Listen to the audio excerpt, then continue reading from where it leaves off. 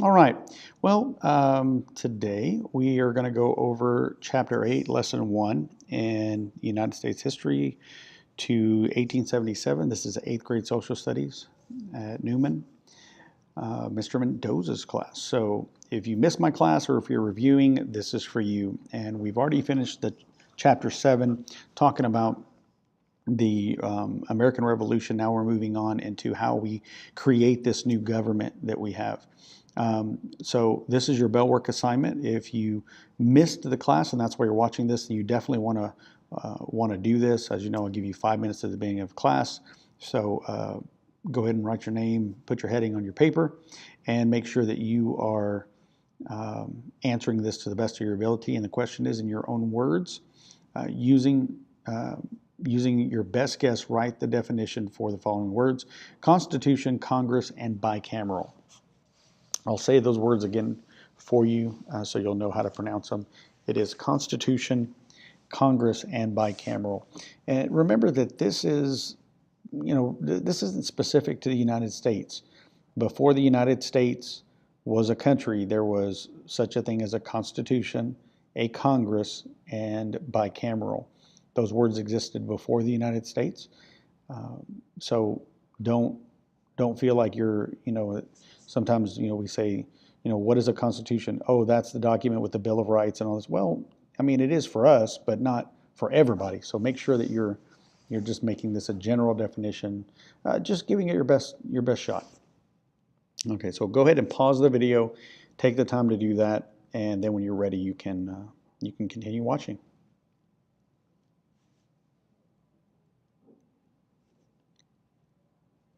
All right, so we're not going to take the time to go through the bell work today, or I mean, at this time. We will later on in the lesson. I'll come back to this and we'll give you the definition because it's actually in your notes. If you don't have the notes, make sure you have the printout of your notes with you. It'll make this a lot more beneficial for you, and you'll have those in your notebook. So today we're going to go over a little bit of a review of sorts, but we're actually just going to jump right into section 8.1. In the notes. All right, so pride. Don't forget, again, we're going over this every day. I just want to make sure that you guys have it drilled in your memory. Pride, make sure that you are prepared, that you are respectful. We definitely want to make sure you're respectful of others, respectful of the teacher, that you get respected. You come to class prepared, that you have your pencil, your pen, your paper, whatever you need, that you have integrity. Right? Even if the teacher has to step outside for a second to handle some business, you're still working on your work. You're still doing what you need to be doing, whether somebody is watching over you or not. You want to make sure that you still have that integrity, that you're dependable, that we can count on you, and that you have etiquette. Definitely as middle schoolers, some growth needs to happen in the etiquette sometimes, but that's why we're here to learn. Keep up with your planners, study, and keep up with your assignments. All right, so going over the TEKs that we're going to talk about today. 1A, we have talked about colonization, revolution, and drafting the Declaration of Independence. We will talk about it briefly today, as well as get into some stuff about the Constitution. 4B, the great news is we've already talked about every single individual in 4B. If you don't remember any of these individuals or you're fuzzy on who they are or what they did, go back and look at your notes or review your book. If you don't have your online textbook, username and password, please email me or come to me during the school day. You could shoot me a message on Remind. I will give you that information so that you can get on and use that as a resource. But yeah, definitely you need to be familiar with all of these people on this list. 4C, we have talked about everything except one, the Articles of Confederation. And, oh, excuse me. A little yawn there. This is the one area that we're going to talk about today. So Articles of Confederation we're going to talk about today. And we did in class, we talked about protective tariffs, not as much, but we talked about taxes, various kind of taxes. We didn't call them tariffs, but we talked about taxes. And I gave a lot of examples today in class about taxation and the banking system, how taxation works, and how even if you're making $1 billion, you can lose it pretty quickly. So it's not about making all of the money in the world. Okay, so let's move on. 6A, Northwest Ordinance. We will talk about the Northwest Ordinance today and how that played into the expansion. So good stuff. And the free enterprise system of economics. Basically, free enterprise system means just that. If you want to start a business, you're free to do so. You're free to get rich if you want to get rich. And if you're not good at business, or if the market is not kind to you and you lose all your money, well, oh well, good luck with that. Nobody's really going to feel the need to help you out in that particular situation. And that's why it's a free enterprise system. You're free to go broke or to get rich, however you can, if you're successful, if you're not. It's just all depending on your efforts and how well you are able to run your business. Okay, creating a new government. So this is where we really start kind of brainstorming. What I want you to do is just as a means of really kind of getting ready or getting prepared for this lesson, take out another piece of paper. This could be a scratch paper. It could be the back of something. It could be the back of a letter or something like that. And basically what I want you to do is I want you to jot down, what do you think a government should have? If you are starting with a brand new government, you're starting with a brand new system, what would you put in your constitution, right? What provisions would need to be there? What departments, what areas, what things would the government need to do? Just jot down some thoughts, and I'll give you a few minutes to do that. Go ahead and pause the video, and when you're ready to move on, just hit play and we'll continue from there.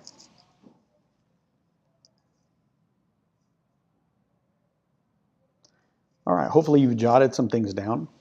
I hope you did. If not, this is going to sound really weird, but I hope you wrote some things down. Maybe you wrote things like, we need an army. We need people to protect us, or a police force, or somebody to protect us when people don't obey the laws. Maybe you put down that we need laws. We need some list of things that people can do and can't do. Maybe you created a president or a governor, or you said, that we shouldn't have a governor, or we shouldn't have a president, and we should just have a Congress, or maybe you made it unicameral or bicameral. I don't know. Maybe you put something in there about taxes, and if you did, that's great.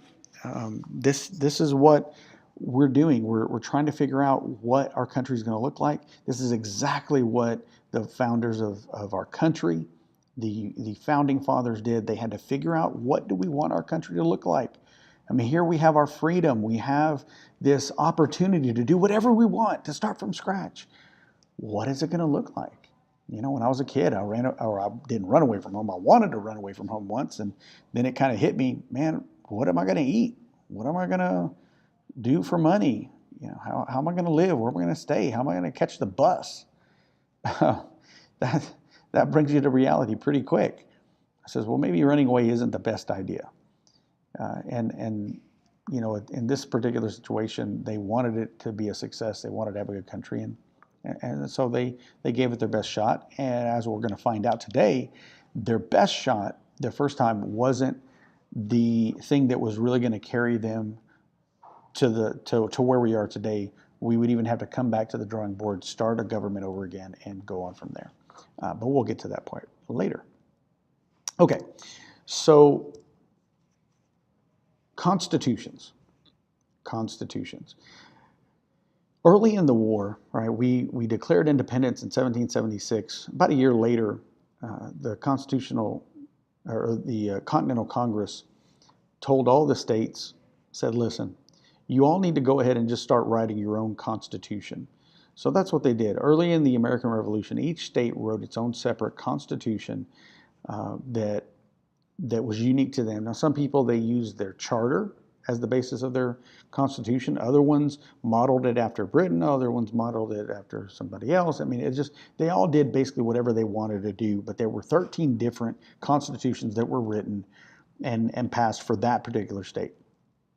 Okay, most of them were so burnt out on Britain and their king ruling everything, they didn't want one person to have all the power.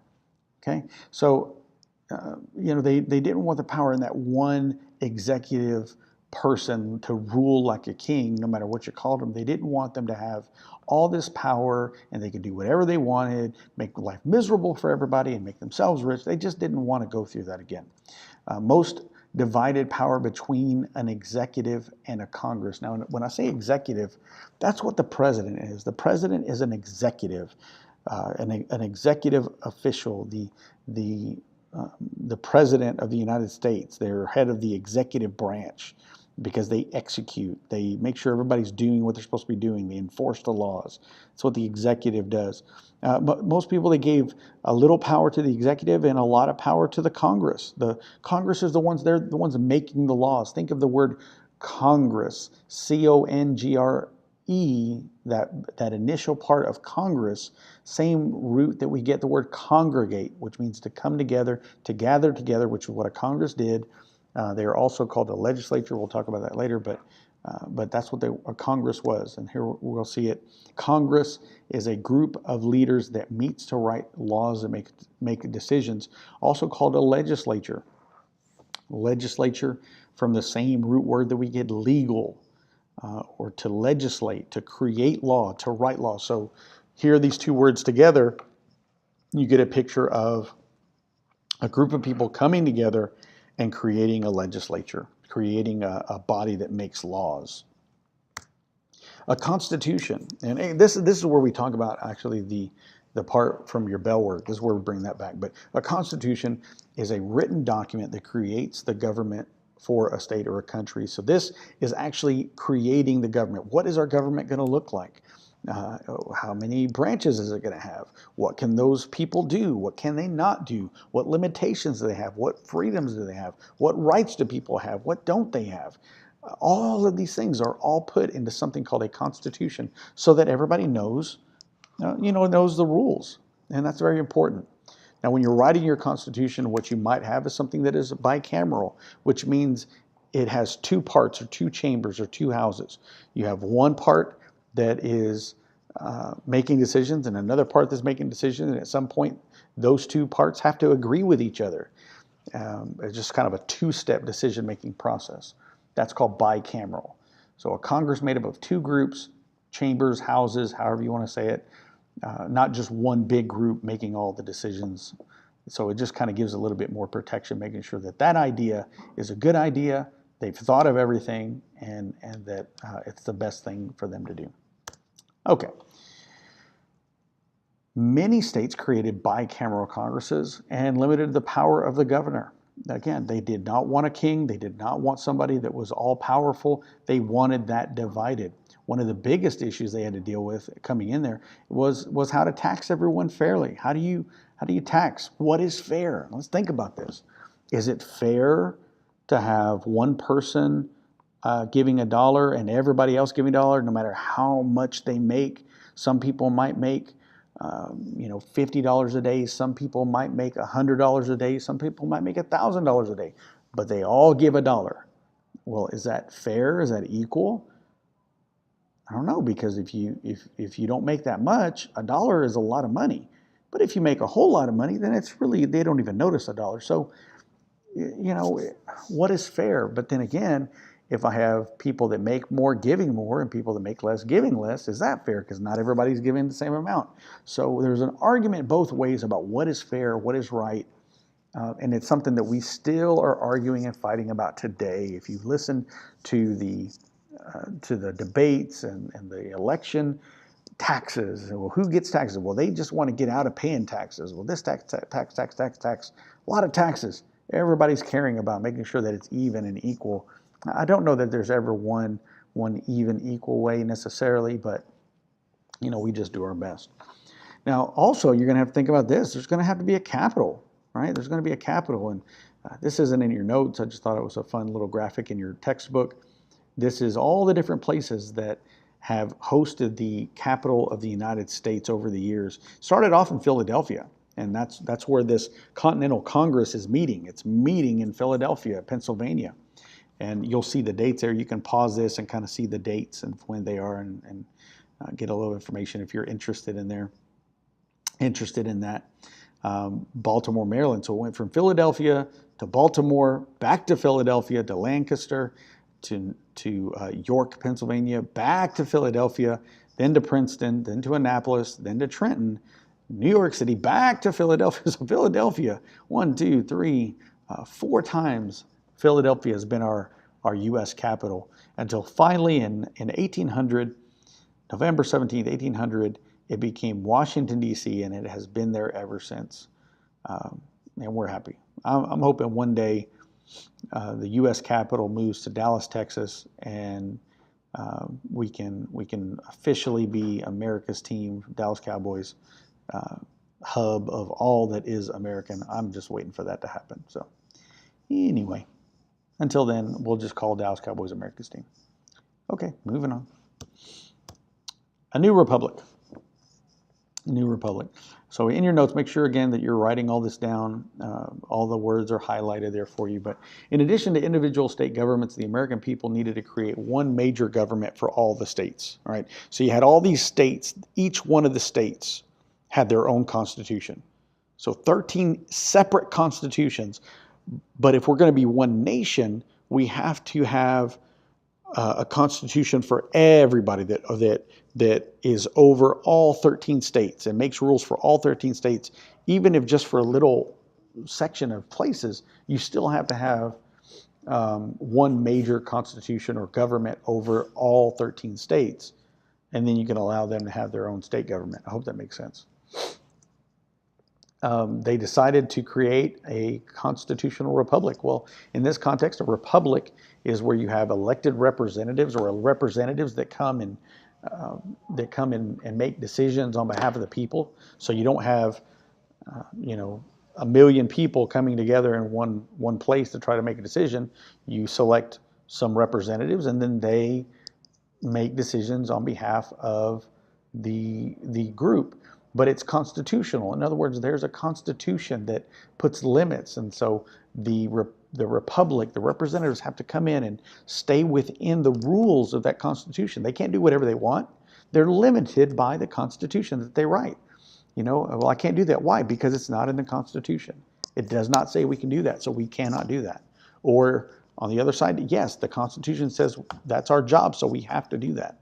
But the constitution becomes very important. Big question, another big question, was whether the central government should be strong or weak. One of the examples we used in class today was, let's talk about the very controversial subject of marijuana. Marijuana. We have a lot of people in this nation that want marijuana legal. We have other people that say, no, I don't want marijuana legal. But is marijuana legal in the United States? As a federal law, is it legal? Think about it. Think about what I said. Federal law, national law, the United States. Does the United States of America say that marijuana is legal? The answer is no. No, they say that it's not legal in the United States. Now, some of you may be thinking, well, wait a minute. I know some states have made it legal. That's right. The states made it legal, but the national government said it's not. So who's right? Which one is more powerful? If you say, well, the state should be able to make it legal if it wants to, what you're saying is you want a weak central government. But if you said, no, if the national government says it's not legal, then the state needs to obey that. Then you're saying you want a strong central government. But do you see where it comes into play? Do you see how even today we're arguing this idea of is the central government strong or is the central government weak? Can the states do what they want, or do they have to do whatever the national government tells them to do? It's a fine line, but something we need to look at. Okay, your ideal government. Your ideal government. We worked on this as a group before. In the regular class, I had the honors class do it in groups. This was actually, remember at the beginning I told you to brainstorm what you thought a government should be. This is that same activity. So we're going to skip past this and we're going to go on and finish out the notes. But summer of 1776, Congress assigned a group to begin creating a new government. They said, we've declared our independence. Now it's time. I mean, as soon as they are done with that, remember, July 4th, we celebrate our independence. July 4th, 1776. So in that same summer, the Continental Congress is already saying, hey, let's start writing this new government. Don't wait for the war to be over. Let's go ahead and know how this is going to look when we're done. And what they come up with by November of the next year, so it takes them over a year to write this, they adopted the Articles of Confederation, our first national constitution. Now, let me clarify some things. Number one, the Fundamental Orders of Connecticut, that was the first constitution in the New World. Okay, that's just in this whole area after we started colonizing. So don't get that confused. The first constitution in the New World. Okay. The United States of America was created once the Declaration of Independence was signed and ratified. We declared our independence, and boom, the United States of America was formed. The first body of government that ruled our nation was the Continental Congress. So the first government of the United States of America was the Continental Congress. The first national constitution of the United States of America, the first document creating an official government, was the Articles of Confederation. Okay? So it's a fine line, but they are very different, okay? Because the Continental Congress is a simple form of government, a group of guys coming together to make decisions for our nation.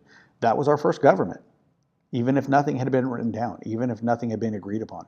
Now, in November 1777, the Articles of Confederation became the first planned, thought out, designed by intent, our first designed national government created by a constitution. That's the Articles of Confederation. Hopefully that makes a little bit more sense. All right, let's talk about the three levels of government. You have your local, your state, and your federal level. Local, that's your city, your county government. State government, those are ones that serve the people within the state and just the people within that state. Then you have your federal government. This is, anytime I say national government, the United States of America, the United States government, federal government, they're all the same.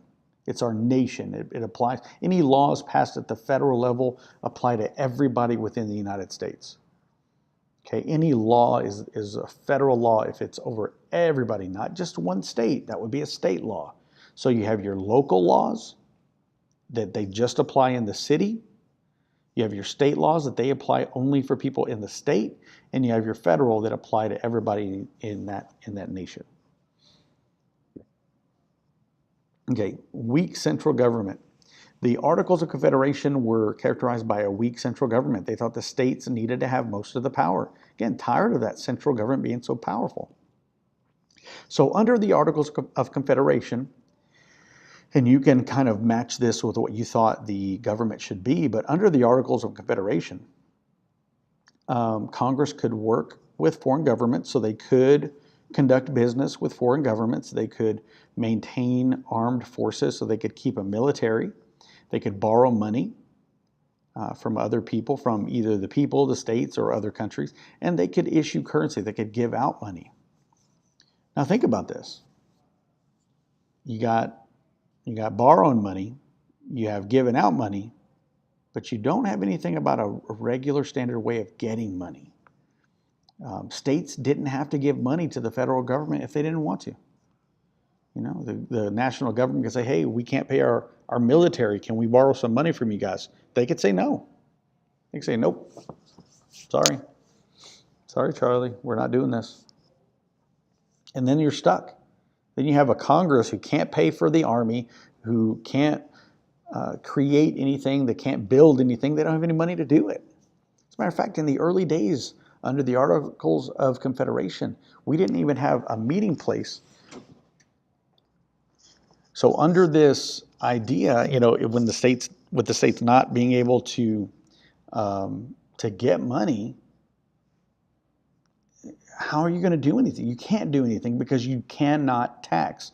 Now, a lot of people don't like that word tax. It's a bad word. but a government has to be able to tax the people. Has to be able to run. It has. I mean, our taxes. I'm glad that I give taxes. I'm glad that I'm able to tax. That I'm able to give taxes to the government. See, because my taxes are what's paying for my roads. They're paying for the government services. So if I want the government to do anything for me, and I go to a person that works for the government, and I want them to help me, that's my tax money. If I don't pay taxes, that person doesn't exist because the government can't pay the person to do that. So for me, I like having a tax. Now, I don't want to be overtaxed. I don't want to pay too much money, but to be taxed, a reasonable tax, that's a good thing. And then once I pay my taxes, I want to make sure my government spends that money in a very responsible way. You know, if they're paying $10 for a ballpoint pen, well, that's not responsible. That's just ignorant, and we don't want to do that. So what we're going to do is go ahead and move on to other areas of the Articles of Confederation. It didn't have a chief executive. We already talked about earlier, if you remember, what an executive meant. An executive is kind of the person in charge, like a president. They were tired, I've said it 3 times already in this lecture, I'm telling you, they were tired of having this central power, a king that was all powerful. So they just didn't want to have that in their government. So they didn't include a chief executive. They didn't have a president. All they had was one Congress made up of one body of people that made decisions under the Articles of Confederation. Now, this was bad because once you start to put all of that power into one group, if that group doesn't have some way of getting checks and balances, then you're going to run into problems. And if they run into a decision, a place where they can't make a decision, then that runs into problems. You have nobody that can just make something happen really quick. Right now we have a president who's signing executive orders. Well, he just needs to make a decision really, really quick. And to some degree, you need a president that's able to do that. Under the Articles of Confederation, Congress could not pass a law unless it had 9 states that agree. That's a lot of states, actually. 9 out of 13 states to agree on something when everybody's kind of out to do their own thing is a little bit more difficult than what it might sound like. Also, they could not change the Constitution unless they had the approval of all 13 states. It was a little bit of a challenge because, again, trying to get all 13 to agree was a little challenging because everyone was in a different area of the country and they all had their own interests. Slavery, again, what do you do about slavery? Well, you have to get all 13 states to agree, and that's going to be very, very difficult. So we have this situation where we were talking about before where we're wanting to expand to the Western lands, okay? And that's all nice and good, but if you have states that are being created, you have 13 states, and you have people moving to the other places, well, how is that organized? Who does that land belong to? How does it become a state if it wants to become another state? Or the 13 states, the only states that can ever be there? I mean, how does that work? There are no laws under the Articles of a Confederation that give any provision to that. So here in your notes, excuse me, under the Articles of Confederation, the American government didn't have a way to add states, and that is a problem. That's a problem. Right, Ordinance of 1785 helps to solve that problem, or at least takes a big step in that. Congress passed a law, and it set up a way to survey the lands north of the Ohio Valley. Remember the Ohio Valley? We did that exercise, the activity in class with the maps for most of the classes anyway, where the Ohio Valley is between the Mississippi and the Ohio rivers. And that creates kind of like a bowl, and then on top of it you have the Great Lakes, Lake Superior, Lake Huron, Lake Erie, and Lake Michigan kind of on top there, and they create the northern borders of the Northwest Territory. Excuse me, got something caught in my throat there. And this is how they did it. Right, this is how they decided they were going to divide up this land. They said if you're going to have a township is going to be divided 6 miles by 6 miles, right? And that's going to be divided evenly into 36 individual boxes, each box being 1 mile by 1 mile. And 1 mile by 1 mile equals 640 acres. You could divide it in half into a half section with 320 acres, or you could divide it in quarters, each section having 160 acres. And that's what a township would be. In general, that's what the Ordinance of 1785 did. Now, the Northwest Ordinance, 2 years later, the Northwest Ordinance 1787 got a little bit more specific, and it gave a little bit more meat to it, because they said, you know what, this was good, but it didn't address everything. We need to address everything. So the first thing it did was it helped to divide the land between the Ohio River and Mississippi River. So it did that.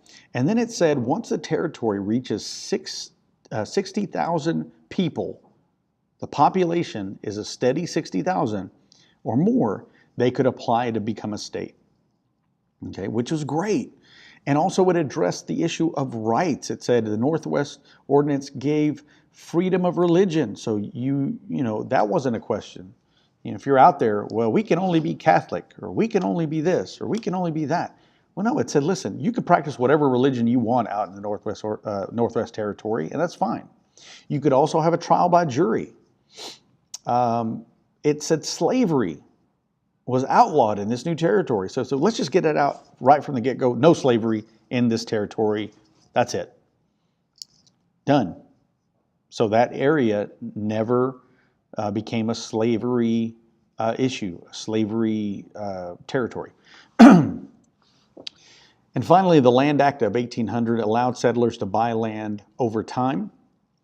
If you couldn't buy land, because they wanted people to move out there. They wanted to make it so easy to move out there. And if they said, well, I want to move out there, but I just can't afford it right now. They said, that's fine. Listen, pay half now and then pay a little bit over time. And that'll be okay. That'll be okay. Actually, under the Northwest Ordinance, you could pay as little as $1 for your land and get it. They could pay whatever they wanted to. You had to buy it, but you could buy it real cheap. Because they, again, wanted people to move out there as soon as possible.